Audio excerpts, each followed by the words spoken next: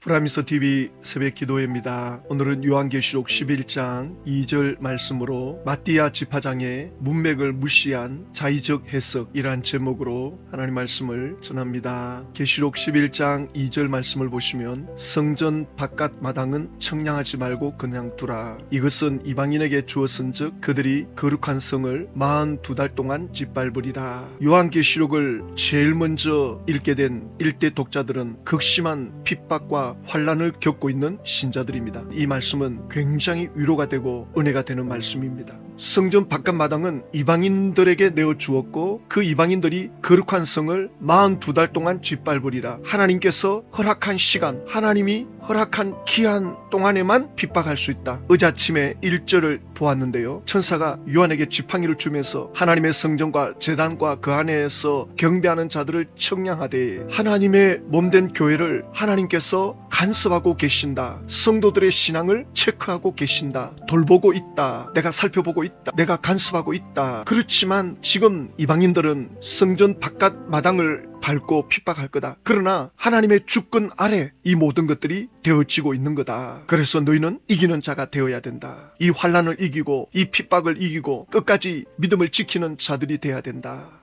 끝까지 예수 그리스도를 붙잡고 예수 그리스도를 의지하고 예수님을 따라가야 된다. 이것이 계시록에서 중요하게 흐르고 있는 핵심 내용 아닙니까? 그런데 신천지 총회장은 이걸 자의적으로 해석해버립니다. 자기한테 맞춥니다. 마띠아 지파장이 이 성전 바깥 마당은 어떤 것이냐? 짐승이 들어간 배도한 장막 성전을 말하고 있는 것이다. 성전 바깥 마당, 장막 성전이라는 거예요. 계시록 6장, 8장, 9장을 해석할 때 이미 장막 성전은 6장에서 끝이 났고 8장, 9장에서는 장막 성전의 사람들이 개신교회 안에 다 숨어 들어갔다. 이렇게 앞에서는 설명해놓고는 또 여기 와가지고는 성전 바깥 마당이 장막 성전이다. 말이 안 맞다고. 이게 요한 계시록대로 해석하면 전혀 어렵지가 않는데 쉬운 계시록의 내용을 계시풀이라 그래가지고는 너무나도 어렵게 만들어 놓습니다. 신천지 총회장이 직접 이렇게 했거든요. 계시록 6장에서 해달 별이 어두워지고 다 떨어졌다면 하나님의 소속들이 다 끝장난 걸 말하는 것이죠. 아니 끝장났다 하지 않습니까?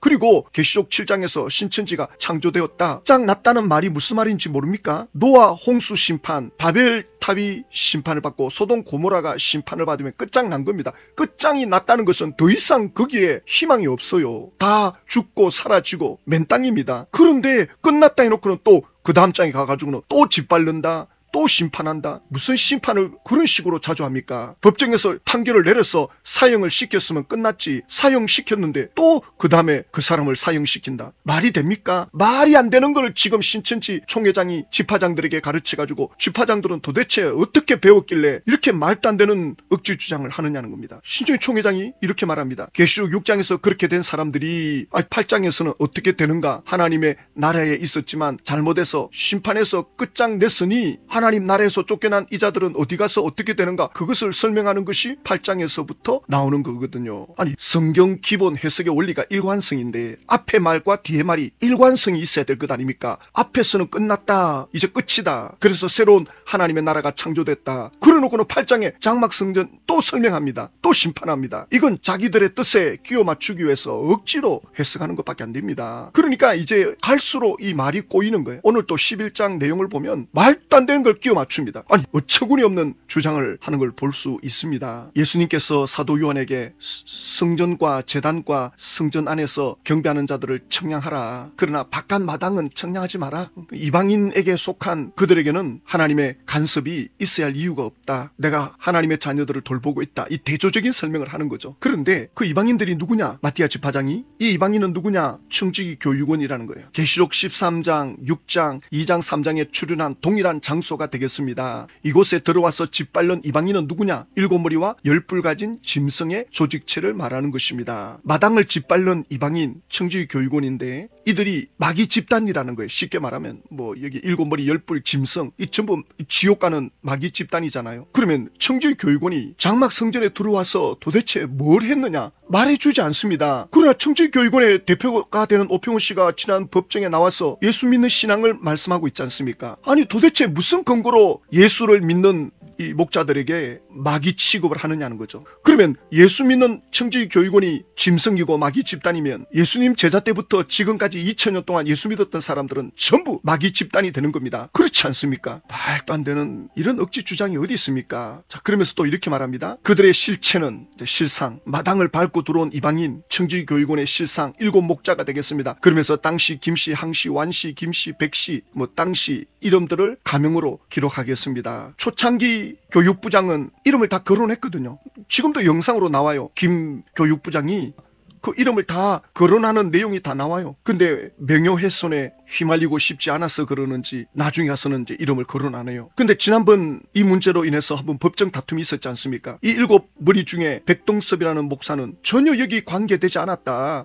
그냥 교단의 총회장일 뿐이지 들어간 적도 없고 청주의 교육원과 전혀 상관이 없는데 왜 남의 이름을 사용하느냐, 이거 명예훼손이다, 사자 명예훼손. 그래가지고 그 아들이 고소를 했지 않습니까? 근데 법정에서 판결이 어떻게 나왔느냐, 백동섭 목사가 여기에 직접 관여하지는 않았지만 넓은 의미로 교단의 총회장이니까 이름이 넣은 것 같은데, 그러나 그렇다고 해서 그게 명예훼손이 되는 건 아니다, 판결을 그렇게 내린 거예요. 그러니까 백동섭 목사가 이 7머리 실상의 자리에 들어온 거에 대해서는 신천지가 밝히지를 못했어요. 피고 쪽에서도 백동섭 목사가 들어온 적이 없다, 관계한 적이 없다, 그게 법정에 관철이 됐습니다. 그러나 법정에서는 그렇다 하더라도 명예훼손이 되는 건 아니다, 교단의 총회장이니까. 그러니까 실제적으로 이 7사람들이 여기에 들어온 것이 없다는 오평호 씨의 말이 맞는 거죠.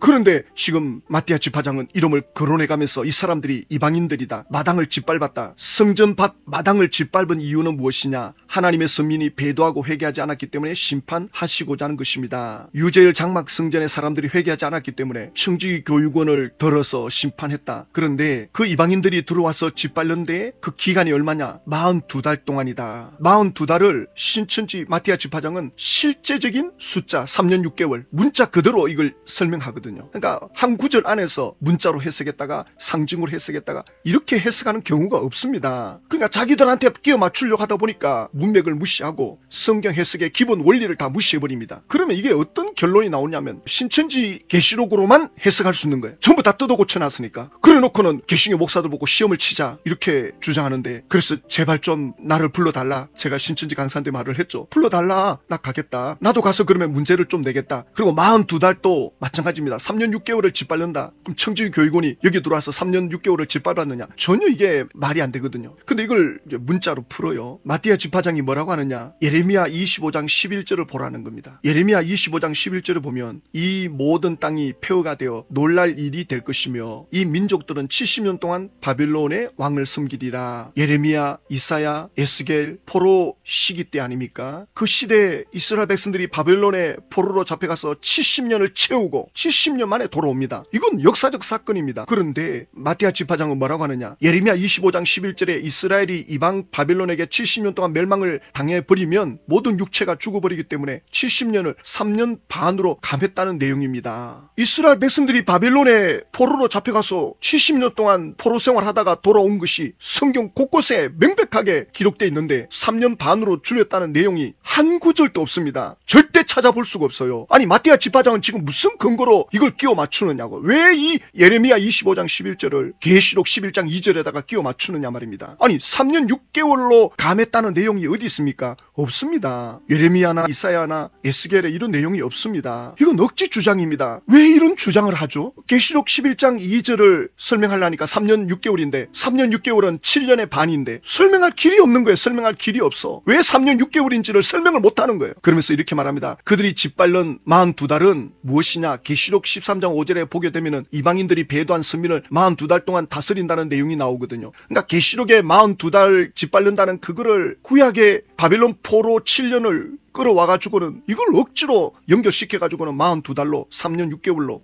말이 안 되는 주장을 하고 있습니다. 계시록 13장 5절에도 보면 또 짐승이 과장되고 신성 모독을 말하는 입을 받고 2달 동안 일할 권세를 받느니라. 그러니까 이 짐승이 청지기 교육원이라 그러잖아요. 청지기 교육원이 장막 성전에 들어와가지고 신성모독하는 말을 받았다. 신성모독은 하나님을 욕되게 하는 건데 청지기 교육원이 장막 성전에 들어와서 하나님을 욕되게 한 게 뭐가 있습니까? 그 다음 구절 보면 하나님을 향하여 비방하되, 오평호 목사가 장막 성전에 들어와가지고 하나님을 비방했다. 그러면 그 장막 성전의 사람들이 바보입니까? 하나님을 비방하는데, 아무리 그들이 이단 사이비에 있다 하더라도 하나님을 비방하는데 그 이방 목자를 따라가겠습니까? 장막 성전의 사람들이 17명 정도 목사 한 수 받았다지 않습니까? 아니, 하나님을 비방하는 그 목사들한테 가가지고 목사 한 수 받습니까? 말이 안 된다고요. 그러면서 마띠아 지파장은 이걸 어떻게 끼워 맞추느냐? 마태복음 24장에 21절 22절에 보면 하나님이 택하신 자들을 위하여 육체로 구원을 주기 위해서 그 환난 날들을 감한다. 마태복음 24장 22절에 보면 그 날들을 감하지 아니하면 모든 육체가 구원을 얻지 못할 것이나 그러나 택하신 자들을 위하여 그 날들을 감하시리라. 마태복음 24장은 소계시록이라 할 정도로 계시록을 압축해 놓은 내용이 들어있습니다. 마태복음 24장은 예수님의 재림의 징조와 예루살렘 성전이 멸망당하는 것을 동시에 설명하고 있습니다. 그러니까 예루살렘 성이 무너질 때 전무후무한 핍박을 받았거든요. 사람들이 도륙을 당하고 짓밟히고 엄청난 죽음을 맞이했는데, 비참하게 죽었는데,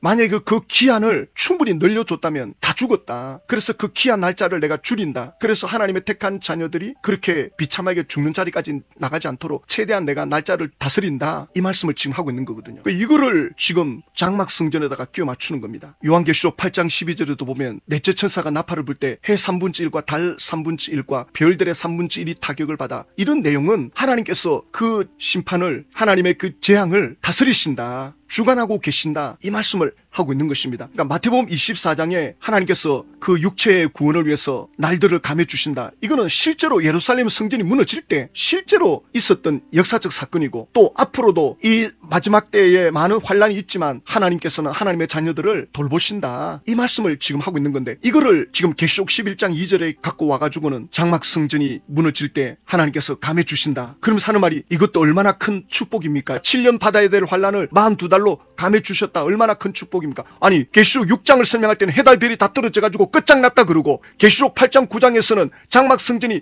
완전히 끝장난 걸로 계속 심판을 말하면서 여기 와가지고는 42달로 줄여주었으니 얼마나 큰 축복이냐, 기가 막힌 말을 합니다. 어떻게 앞에 말 다르고 뒤에 말 다르고 이렇게 일관성이 없는, 그때마다 말을 바꾸는 이런 주장을 할 수 있느냐는 거죠. 베드로 후서 1장 20절에 먼저 알 것은 성경의 모든 예언은 사사로이 풀 것이 아니니. 성경에 예언이 있습니다. 예언은 하나님께서 특별히 어떤 대상, 어떤 목적을 두고 하나님이 계시해 주시는 예언적 말씀이거든요. 그런데 이거를 사사로이 풀면 안 된다. 사사로이 푼다는 이 원뜻은 자기 사적인 감정으로, 그러니까 주관적인 걸로 끼워 맞추면 안 된다. 성경에 위로해 주는 교훈이나 격려나 이런 내용은 그건 나에게 적용을 시켜도 큰 문제가 안 돼요. 그러나 예언은 이렇게 될 것이다, 어떤 계시적인 중요한 대상을 두고 말씀하는 예언인데, 이걸 자기한테 끼워 맞춰가지고 나에게 하는 말씀이다. 그러니까 두 증인이 누구냐? 홍종호와 이만희다. 이게 바로 사사로이 푸는 거죠.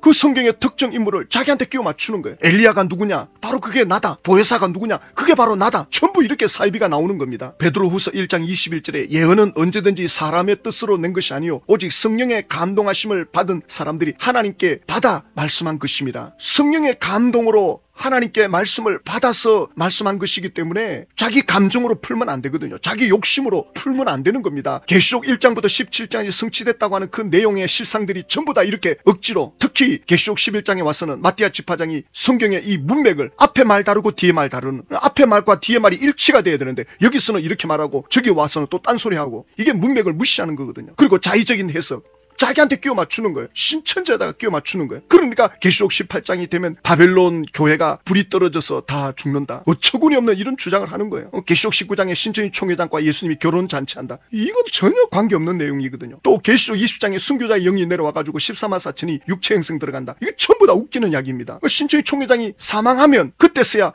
이게 아니었구나, 성경이 잘못된 것이 아닙니다. 신천지 총회장이 성경을 자기한테 끼워 맞춘 거예요. 하나님께로부터 받은 게 아닙니다. 하나님이 안 계신다, 성경이 가짜다, 그건 마귀에게 철저하게 속은 겁니다. 신천지 총회장이 계시록을 자기 마음대로 뜯어 고친 겁니다. 신천지 관계자분들이 잘 못 받아들이시는 것 같은데 총회장이 사망하면 받아들이시겠죠. 받아들이셔야 됩니다. 괴롭겠지만 현실을 받아들여야 됩니다. 또 다른 실상을 따라가시면 안 됩니다. 지파장들이 여기서는 이렇게 말하고 저기서는 저렇게 말하고 엉망진창이 될 건데 예수님께로 돌아가셔야 됩니다. 예수 그리스도가 실상이시고 어제나 오늘이나 예수님은 변함이 없습니다. 예수를 믿고 구원받는다는 것이 무엇인지를 다시 배우셔야 됩니다. 다시 믿어야 됩니다. 그렇지 않으면 성경을 억지로 풀다가 전부 멸망의 길로 갑니다. 하나님의 은혜가 필요합니다. 그래서 우리는 기도합니다. 하나님, 신천지 마티아 지파장은 성경의 흐름을 무시하고 앞에 말과 뒤에 말을 바꾸어가면서 억지로 자기들의 뜻에 맞춥니다. 이렇게 사사로이 성경을 풀면 멸망을 당한다고 했는데 신천지 총회장이 사망할 때 신천지 안에 택한 하나님의 자녀들이 예수님께로 돌아올 수 있도록 하나님 은혜를 베풀어 주십시오. 기도의 사명자들이 일어나고 말씀의 종들이 일어나서 이 신천지 계시록을 막을 수 있게 하여 주시옵소서. 예수님의 이름으로